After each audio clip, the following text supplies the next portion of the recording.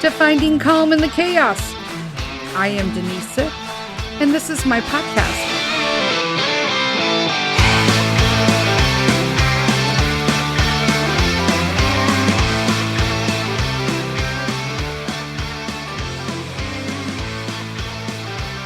Hello, everybody. Happy Wednesday. Welcome to another episode of Finding Calm in the Chaos.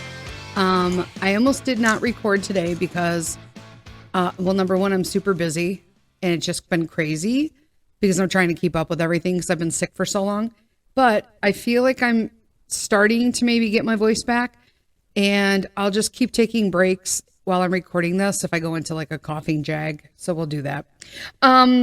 But today, we're going to talk about some fun things, and then we're going to talk about some real things, because I posted I wasn't feeling well the other day on social media, and of course I got a plethora of unsolicited advice, and then my messenger started blowing up, and I'm going to say, peeps, some of y'all are insane. You're downright crazy. And some of the messages were downright rude. And one was actually dangerous.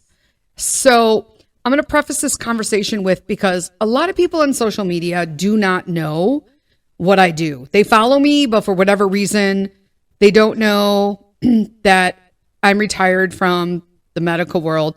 They don't know that I did holistic nutrition, like legitimately. I'm degreed. So I get that. But sometimes it comes from a good place, and sometimes people are just insane. And I want to say a huge shout out to my friend Heather, Heather D. We're just going to do that because she reached out to me privately and was like, girl, your message about unsolicited advice and the crazy things people say, I just want you to know I hear you, because she is also a holistic practitioner, and we have been living that truth for about 20 years. We are the OGs of the crunchy world now. I don't know, but sometimes the people in the current world believe that some basic advice is legitimately the best advice they've ever heard of. Although I've talked about it in the past, that I really admire and think it's kind of cool that everybody's on this like holistic and natural food path and medicine path. And, you know, hey, I am all in, right? But 20 years ago, when I was posting the same shit you guys are posting today, I was a kook, as well as Heather D and other people who were all posting this way. And it's a little annoying. I'm not going to lie. It's super annoying. And I know that I want to believe that it comes from a good place, but you cannot reach out to people. And I'm going to keep saying this year, because I've noticed on social media, especially, online, there are so many people who have self-professed themselves as nutritionists, physical therapists, physical trainers, holistic practitioners, and they are not. And they've professed this because they have a love of all things holistic. That does not make you a practitioner, nor does it give you a right in a lot of states, to give solicited or unsolicited advice, because you are not certified or licensed to do so. And it's getting dangerous, folks. I'm not going to lie. Also, as a warning to all people, if you sell a multi-level marketing product, an MLM product, you are not certified for anything. You may have paid for programs within your own company. I know several that do that. Ketones. I'm just saying it. You can pay to be like some certified ketone coach, but that particular is a money grab from that company who's charging their representatives for this title that means nothing in the real world. It means nothing. So you're taking advice, a lot of people are taking advice from people who fell for a money grab, who are in turn trying to money grab to reclaim their money by providing advice regarding health that is dangerous and untrue. Okay? Yeah, I can't say that enough this year. I'm going to keep talking about it because I'm really over it, peeps. I really am. And let me tell you why. Because let me tell you some of the craziness that people suggested to me. Now, I'm going to tell you this, and I thought I was being petty until Heather D reached out to me and said, come at me, bruh, with something more than vitamin D, vitamin C, and zinc. And I'm going to talk about that later. Okay? For all you people who think that that's what makes you healthy. Because there's a fine line there. Yeah, I agree with Heather. Don't reach out to someone who for 20 years has been living with multiple autoimmune diseases, medication-free, prescription medication-free. I want you to tell me how many people you know have lupus, or speak to a physician and tell them you know somebody who has lupus, who has gone without prescription medications for more than 20 years. It's almost a rarity. I'm not going to say that I'm the only person, because there are a lot of people on the bandwagon that get autoimmune now and know that it can be dealt with by diet and supplementation. But I'm going to tell you right now, don't come at me with I need to take vitamin C, vitamin D, or zinc. Yeah, that is just, it's almost offensive. I'm not going to lie. I was just like, wait, what? Are you kidding me right now? Do you know me at all? Have you listened to any episode I'm in? Have you even read my bio? Like, wait, what? Oh my gosh, like, stop it right now. So don't tell people to do stuff like that, because it almost makes you feel like they're an imbecile. And people aren't imbeciles. There are imbeciles. But if they're friends with you, I would go to gather that most likely you're not friends with a bunch of imbeciles. If you are, I'm sorry, realign your friend network.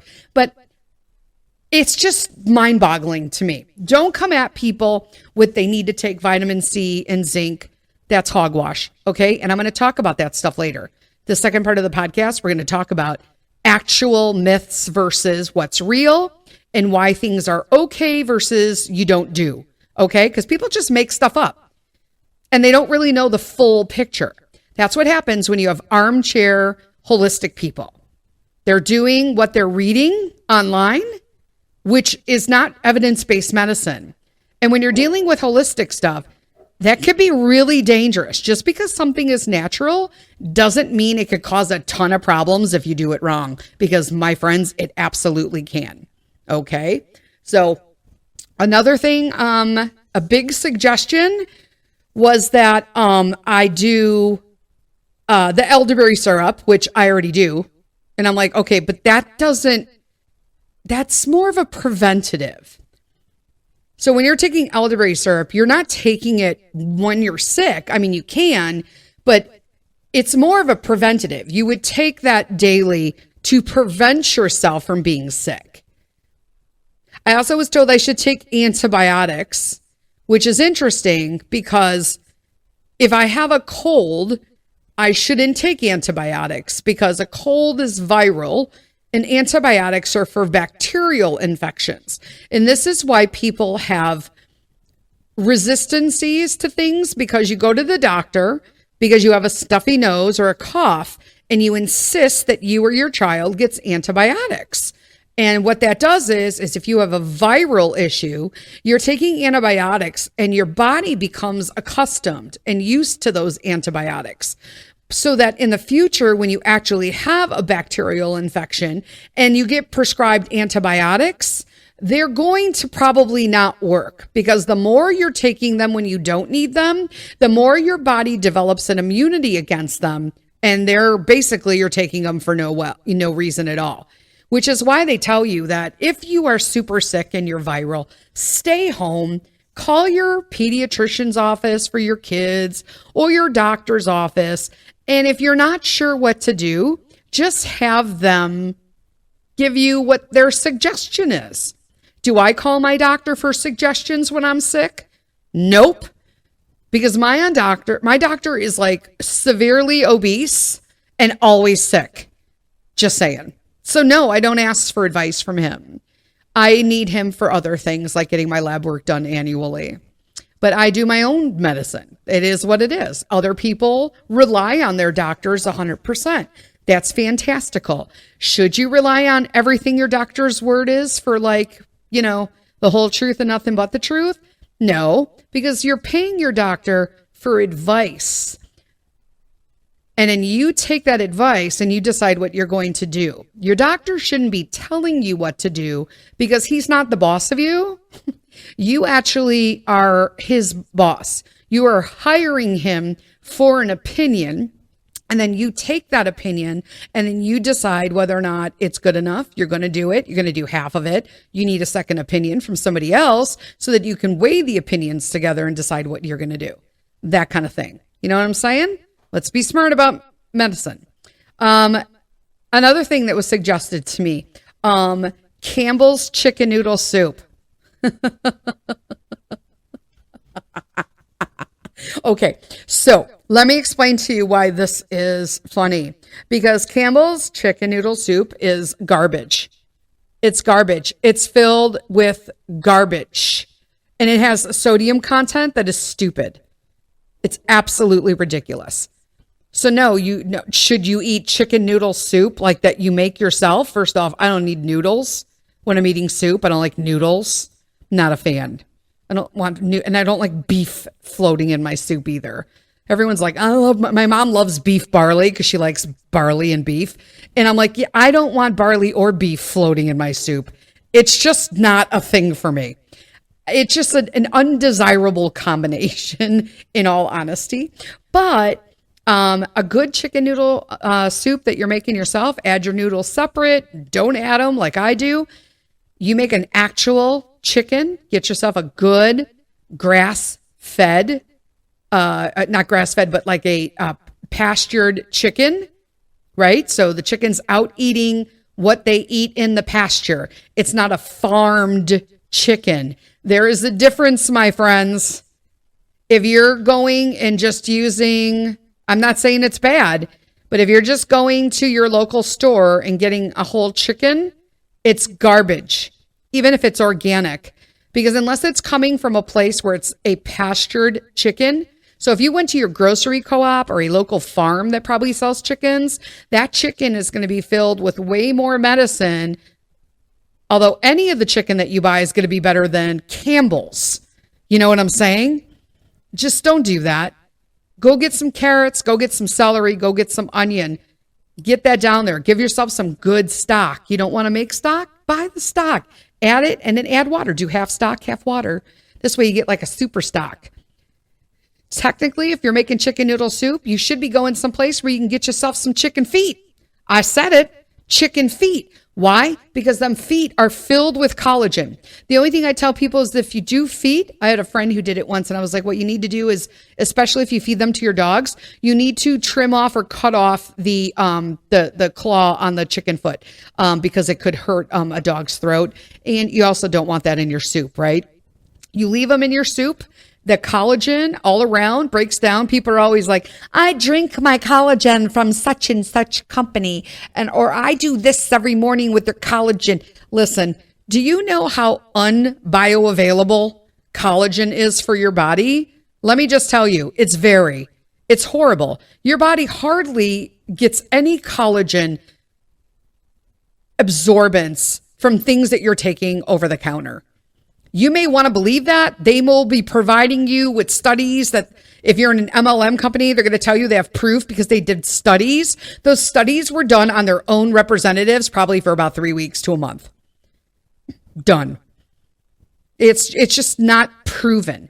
Also, a lot of MLM companies will tell you the benefits of their product, quote unquote, but it's not actually their product they're providing you with. They are providing you with information they obtained about what benefits the actual ingredients they are stating are in their products. Most MLM products are proprietary formula, so they don't have to disclose what's in it. You just have to take their word at face value. So if they say it has like green tea extract and thiamine, or like, just pick something. Okay. Pick the most wanted benefit of the month. Okay. And then they will look online and find something that has a study about that particular ingredient. And then they'll tell you their product does that. But no, it doesn't do that. That's what that ingredient can do based on certain, what was, I'm looking for the word for it. God, you guys, I'm so struggling with words and stuff still. The dosage of it. So you don't know how much green tea extract is in something, or matcha extract. They're just telling you the benefits of that. But those benefits only come with actually using matcha or green tea extract. I'm just pulling things out of the air, guys. In a certain dosage. You are not recommended that you're getting that dosage, or that you're even getting matcha or green tea extract. That's just what they're telling you. Okay. That's where they get you on those MLM products, the proprietary formulas. That is not a good thing. It's not a good thing. So I'm going to do a few more, and then we're going to do a sponsor break, and then I'm going to come back and talk to you about actual things that you can do for colds and flu. Okay, so I was also told, this is my favorite one. I was also told that I should take no supplements, stop taking everything, and only drink water and make cabbage and white bean soup. Okay, so let me get this right. I'm supposed to stop taking all my supplements and eat 3 days of cabbage and white bean soup. Okay, I'm trying to get my voice back and my respiratory tract healthy. I don't want to have the shits and clean out my colon. Like, what in God's name? I don't even know. I was just like, I think you're confused. That's what I wrote. I had 3 people unfriend me last weekend, and I really give zero fucks. I'm going to be honest with you guys, okay? Because if you're going to reach out to me and you know me, don't reach out to me. You've never known me and tell me stupid stuff like that. Because I feel like, say a stupid thing, get a stupid answer. You're going to get a stupid reply. You're not going to like it. I'm not coming from a bad place, but why are you telling me if I have an upper respiratory infection that I should eat cabbage soup and stop my meds with white beans? What the hell is that going to do? That's like weight loss pooping soup. Like, I didn't say I needed to lose 20 pounds before a wedding 2 weeks from now. That's insane. That is cuckoo word. Oh, that is cuckoo. Okay. Now, the one that was really dangerous to me, and I actually had a conversation with this person and I wasn't backing down, but they told me that I should take vitamin C, zinc, a good multivitamin, and potassium. And here's me. I'm sorry, what? Did they? And so I wrote back to her, I think you wrote the wrong word at the end of zinc, meaning potassium. Because why would you recommend anyone take potassium? This is dangerous, and I'm going to explain to you guys why. Her response back to me was, potassium is a secret gem when it comes to viruses. And I said, oh, well, in the actual medical world, potassium's not a secret at all. And it actually would be sudden death for a lot of people and dangerous. So then I left her a voice message because I didn't want texting. Sometimes I think people lose a lot of inflection behind texting.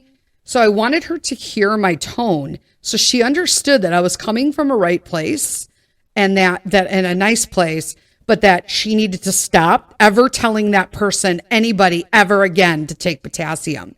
And so I told her, okay, so I looked on your profile and it does not look like you have a medical degree or that you are a nutritionist or that you are a integrated or holistic physician or nutritionist. And so I guess I'm wondering why you would recommend potassium, because I am a medical professional and I am a holistic nutritionist, degreed in both. And potassium is dangerous for most people to take. You should never take potassium unless it is actually prescribed to you by a doctor, usually a cardiologist. So if you took potassium and you did not even know you had a heart murmur, a heart, anything, okay? If you are recommending people take potassium, but you do not know if the person you are recommending that to has a heart issue that's taking statins or betas, I don't know. You can cause a huge medical issue that can result in death. Okay? And that is not okay. And I have had issues with clients in the past coming to me because random chiropractors have asked them to take potassium, and then they're telling me how their heart meds aren't working, their blood pressure meds, and they don't know what happened, and it's all crazy. And then in true story, I was having lunch with someone at work a long time ago, and she was talking about how her blood pressure meds weren't working. She didn't understand what was going on. Her cardiologist was all confused. He's running all these tests. And then she reaches into her little, lunch bag thing, and she pulls out this big horse pill. And everybody knows in the medical world that the biggest pill in the world is potassium. It just is what it is. And she went to eat, and I thought to myself, why is she taking potassium? And I remember grabbing her hand and like batting it out of her hand. And it just was an instinct. And I was like, I'm like, I'm sorry. I did not mean to like bat it out of your hand. But is this potassium? And she's like, yes. And I'm like, why are you taking potassium if you're on blood pressure medication? And she's like, well, my chiropractor said, your chiropractor? Why is your chiropractor? And that's a money grab, guys. When your chiropractor is telling you that he could sell you supplements and stuff, number one, they're going to be an MLM. And number two, it's a money grab. And he should, or she should not be, do not take nutritional supplemental advice from your chiropractor. They are not licensed or schooled to do that. They don't know anything about supplementation other than what you would do if you read something online. If they are separately certified or degreed in it, that is different. But I have yet to see a chiropractor who is degreed in nutrition or supplementation. And she literally went to her cardiologist that evening because she was like, are you kidding me right now? And so she didn't take the pill. Thank you, Jesus. And so she stopped taking it. She told her cardiologist. The cardiologist apparently had a conversation with that chiropractor, as he should, okay? Not even taking a full medical before you shouldn't even take a multivitamin unless you have spoken to someone about your labs and what you need. Even some vitamins aren't going to work for people because synthetic vitamins, just things that you buy over the counter, those are all synthetic. What if you have a mutated gene? If you are, okay, MTHFR, if you have this, you need methylated vitamins and they must be natural sources of it. Folic acid versus folate. A synthetic does not work in my body, but a actual naturally deprived one contrived, a naturally occurring one. Let's just go with that.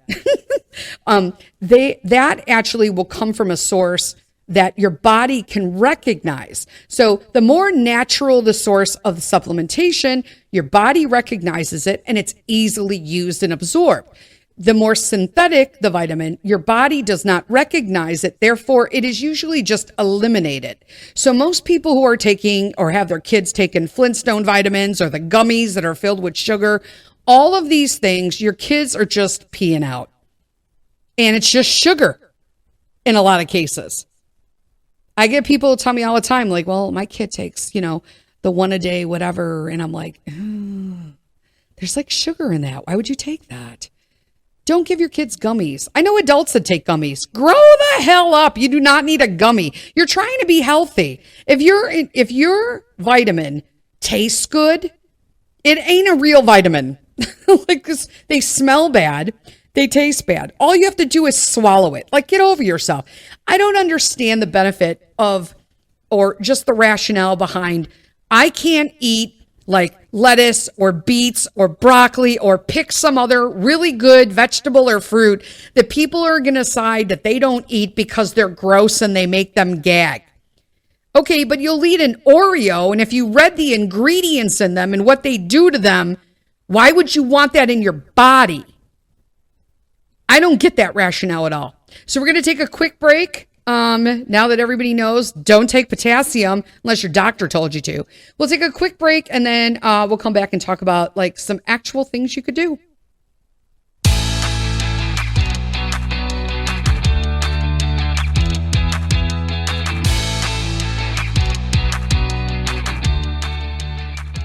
Hello, I'm Peter Sith, and I'm here to tell you about something you have to have for your kids. My new book, Popcorn World. Peek inside my creative brain and meet Dylan, an ordinary kid who accidentally finds a portal to his new world in his basement while looking for his lost soccer ball.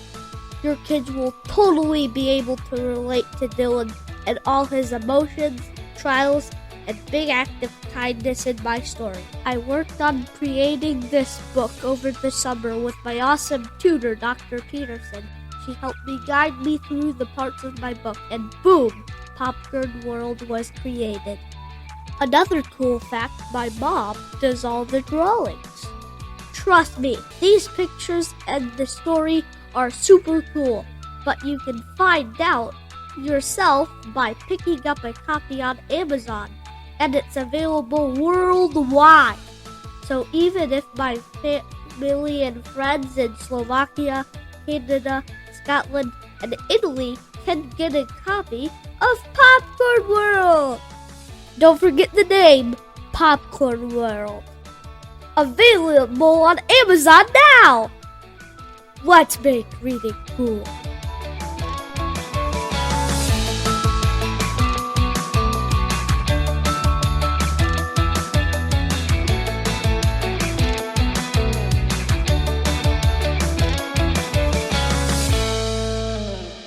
Okay, we're back. We're back. Okay, I'm gonna give you some things that actually make you get well soon. So let's talk about the reality of stuff, okay?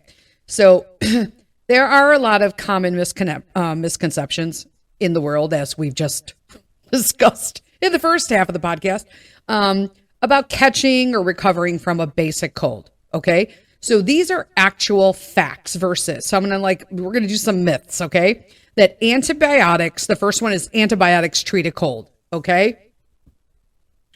Here's the deal. It is a myth, all right? And we talked about that briefly. Antibiotics treat infections caused by bacteria. Colds are caused by viruses, okay? Antibiotics work by killing bacteria or slowing its growth, and they treat bacterial infections like bronchitis, strep throat, ear infections, upper respiratory infection, sinus infection, okay? However, they cannot cure viral infections and can actually cause dangerous antibiotic resistance, which we talked about, if they're used too often and incorrectly. And that's why I do not like when people get mad because their doctors didn't prescribe them an antibiotic.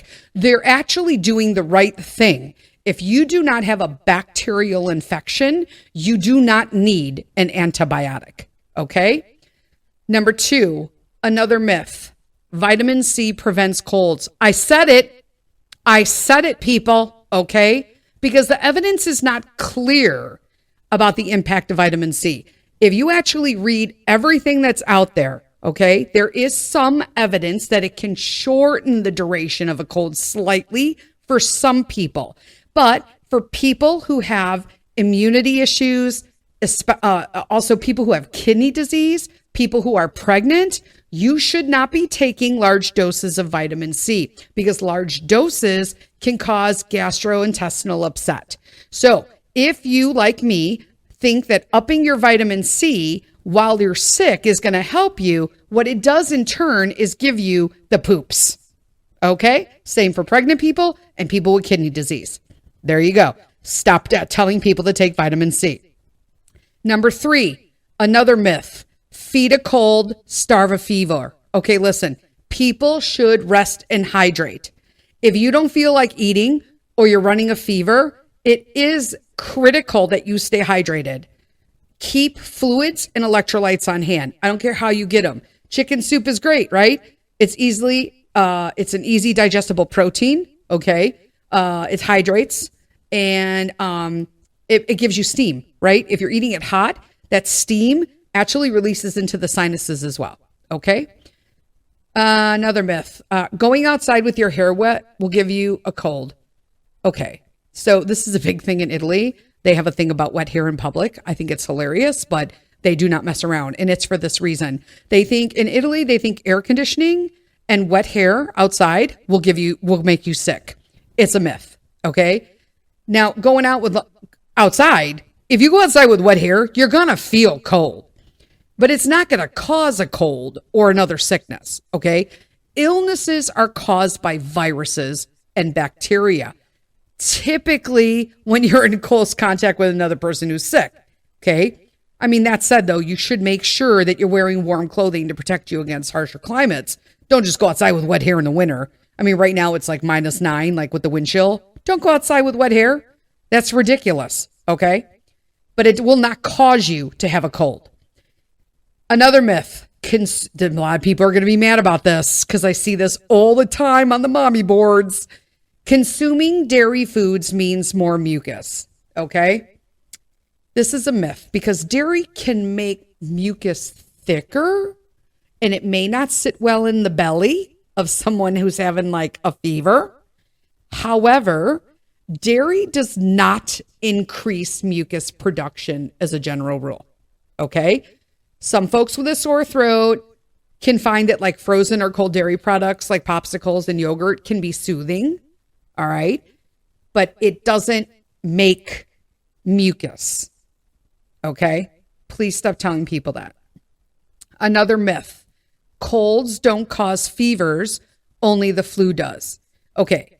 Colds and the flu are caused by different viruses, but they can have similar symptoms. So you may or may not run a fever or feel achy or tired with both, but a fever is one of your body's defense mechanisms to kill off foreign invaders. So you could get them with either one. Okay. So don't tell people that anymore either. Another myth, your cold isn't contagious unless you have a fever. Okay. This bothers me because moms send people out all the time. Okay. Now there's something I'm going to tell people because you are contagious. A person doesn't have to have a fever to be contagious.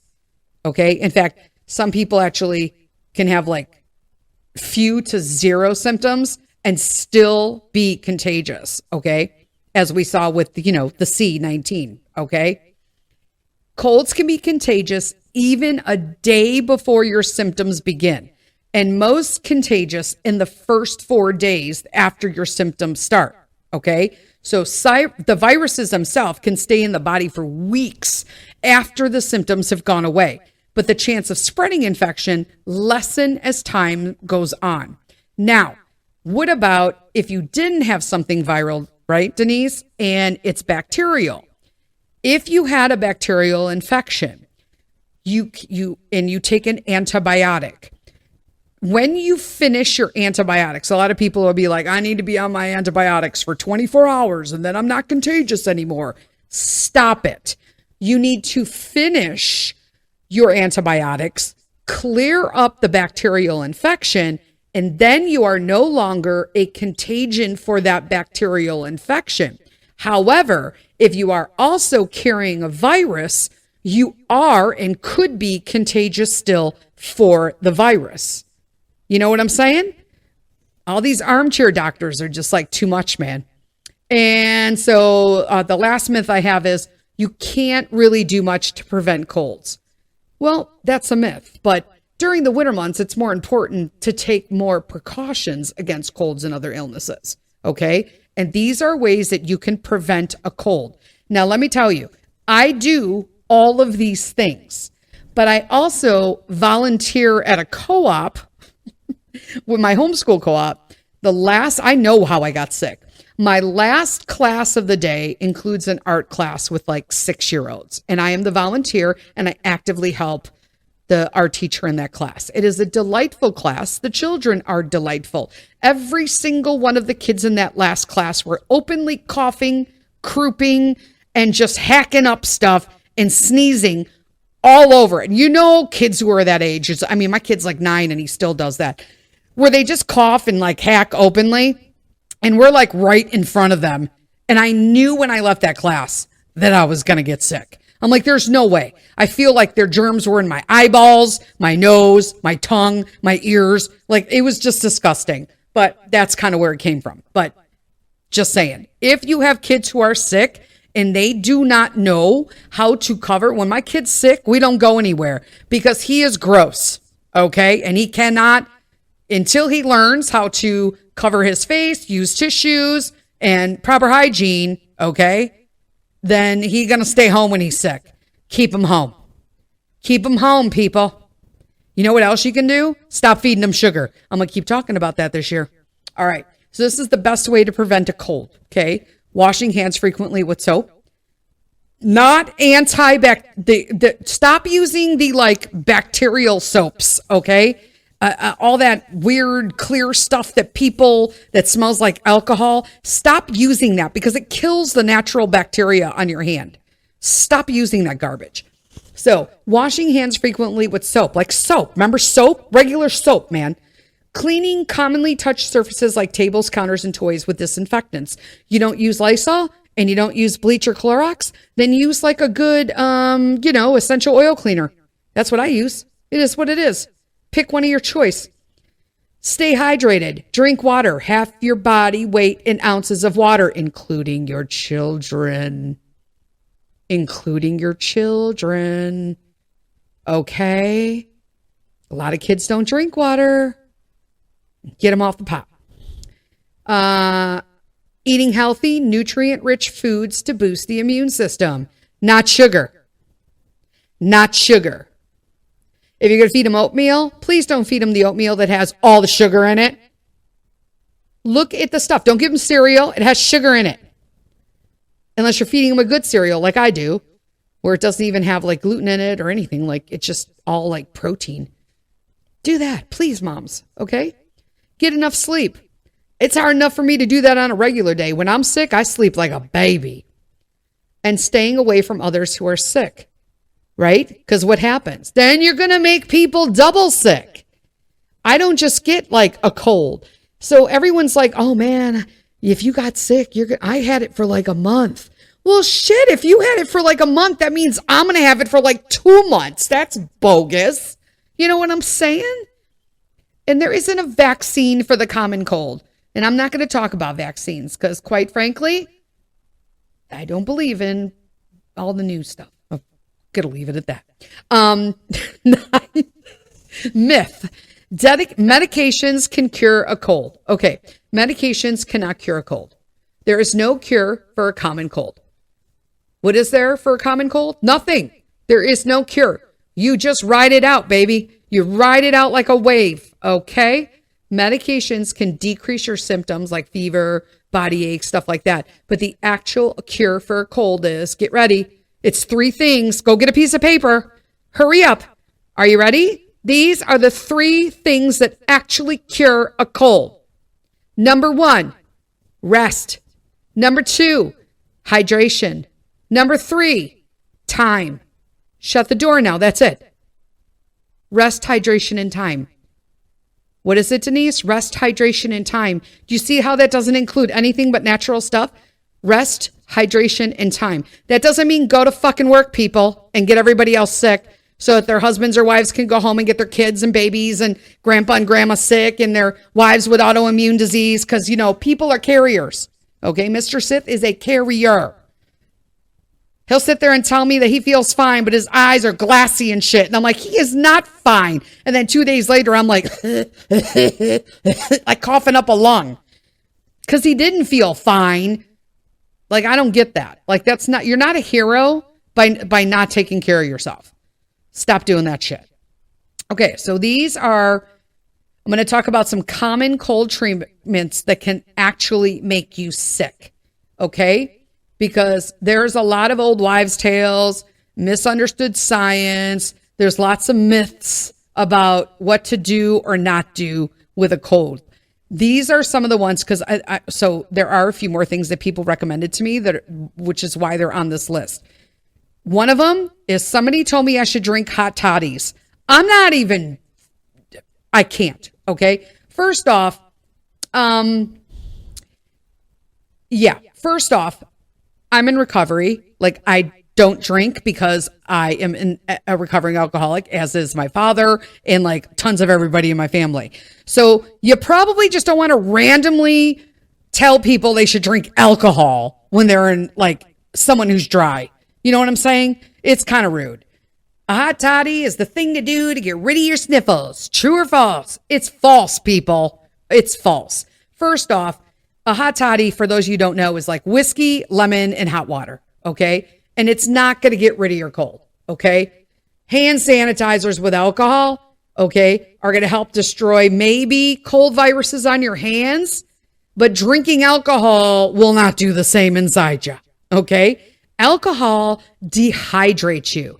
It dries your mucous membranes. It causes discomfort, and it makes it harder to fight a damn virus. Okay? A shot of alcohol might burn away like a coating in your throat.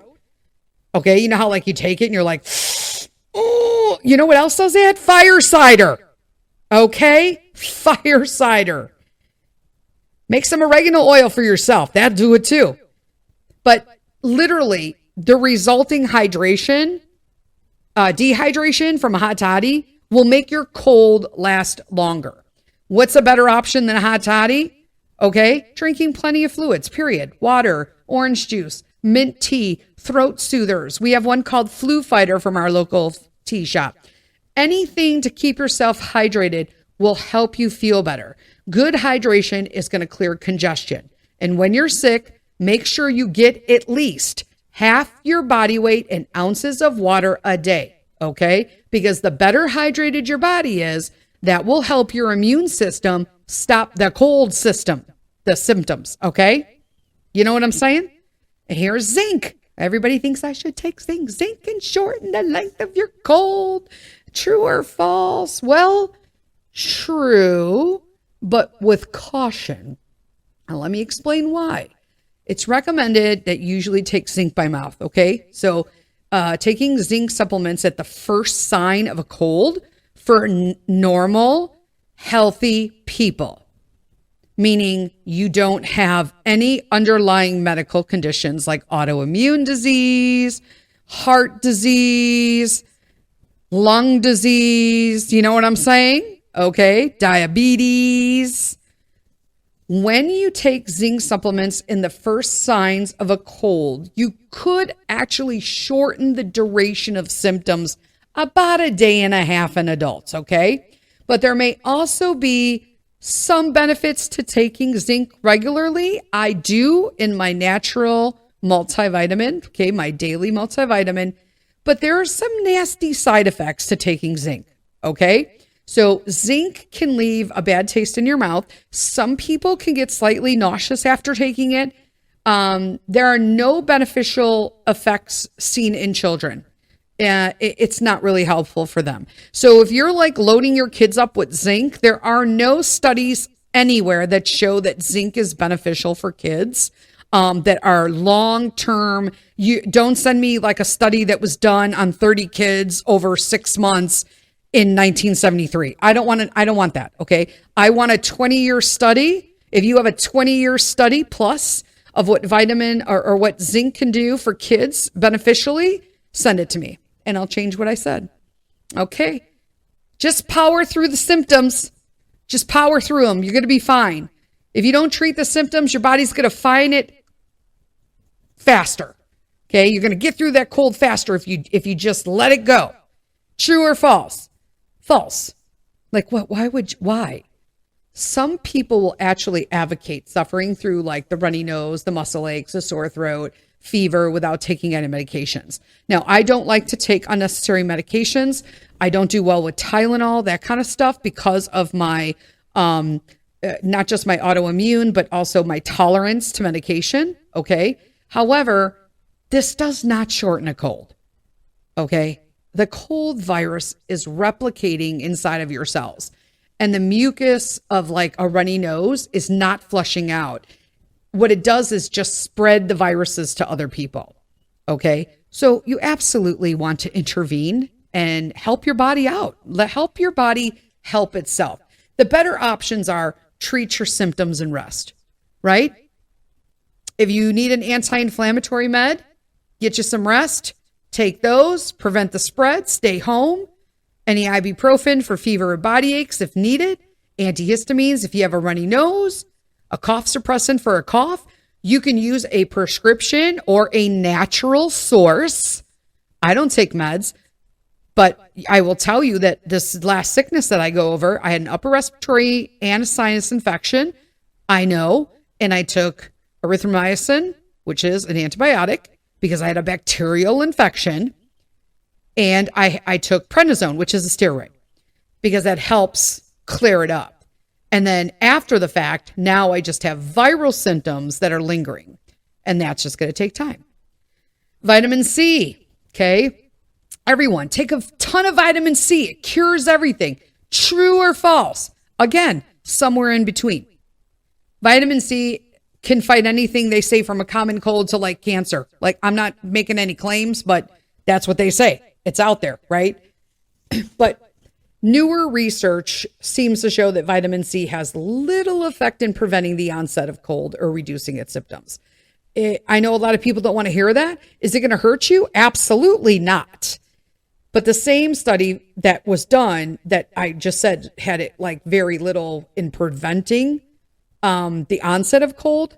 Also is the same study that said that vitamin C may be beneficial, though, if you're an athlete exposed to like very cold temperatures. Do you know what I'm saying? Like it depends on your body type again. If you're a healthy person, vitamin C will most likely help you. But if you are dealing with underlying medical conditions, will it hurt to take it? No, you could take it in small dosage and a normal dosage, because of course, again, a word of caution, large dosage of vitamin C can cause diarrhea, and you can get vitamin C toxicity. A lot of people with iron-related conditions, vitamin C may enhance the absorption of iron and cause iron toxicity. Okay, so if you are taking iron because you have issues with iron, and then you boost up your vitamin C, that enhances the absorption of iron. So then you can actually become toxic, because if you need iron, they're giving you high dosages. So that essentially you're doubling the dose that you're taking. So that can cause a problem. Okay. Mixing medications. We're going to talk about that, because that actually happened. Somebody made a comment, a random comment like, oh, I was told I shouldn't take my medication with my supplement. And I thought to myself, wait, I shouldn't take my medication with my orange juice. And I thought to myself, why do people not know this stuff?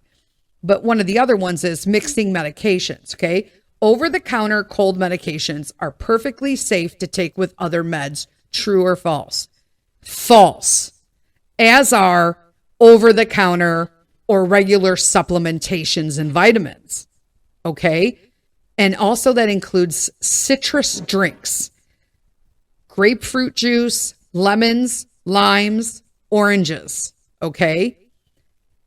Drug interactions can occur even with over-the-counter medications. If you take a decongestant that includes like pseudoephedrine, what's the other one? Oxymetolazine, I think, in a tablet, liquid, nasal spray, okay? There could be serious side effects, okay? Just because they're OTC, so over the counter, okay? So OTC drugs can cause severe interactions if you're on certain antidepressants too.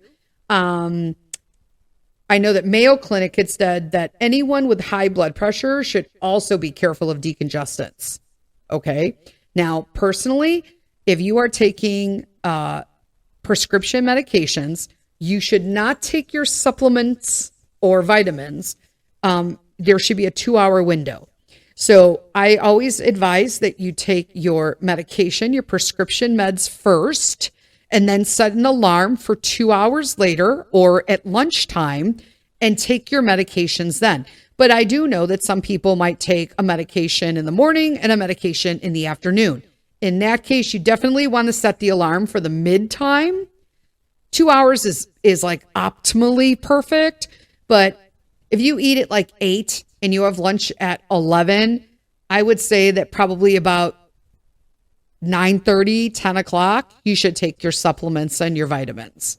Okay. Because you want to give it time for absorption. You don't want them sitting in the belly at the same time.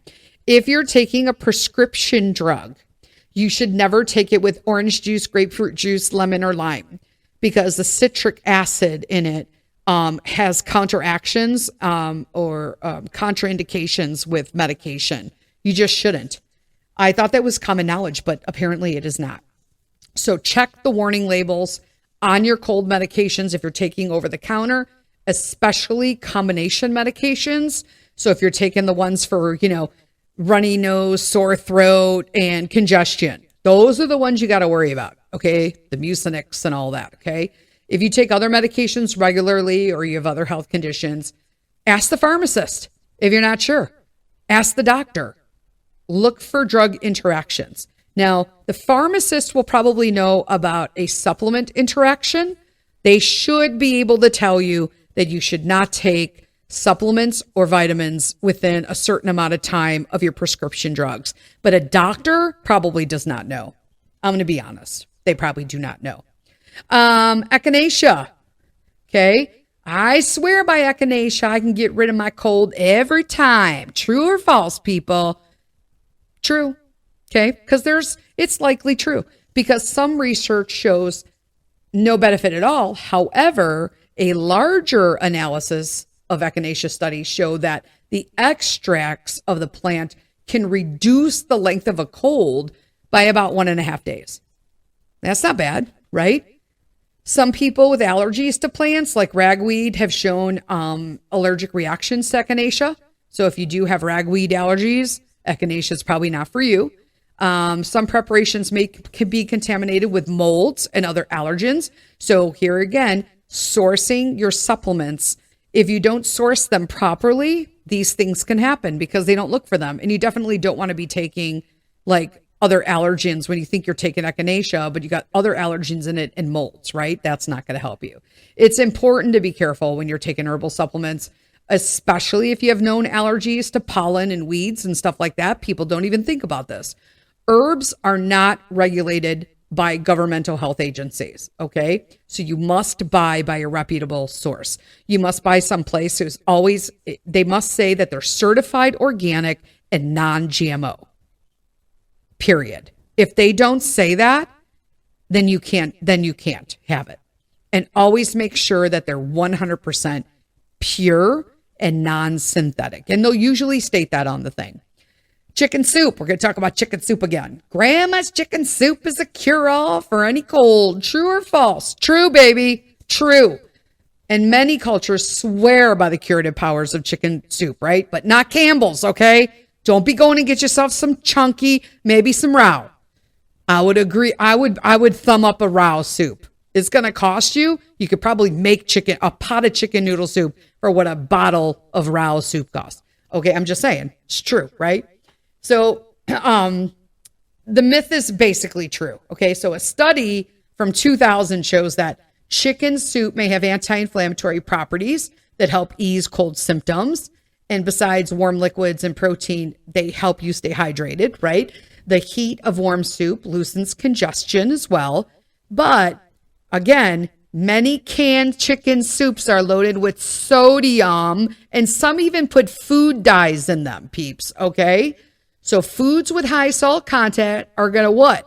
They're going to dehydrate you, making you feel worse when you're trying to fight a cold.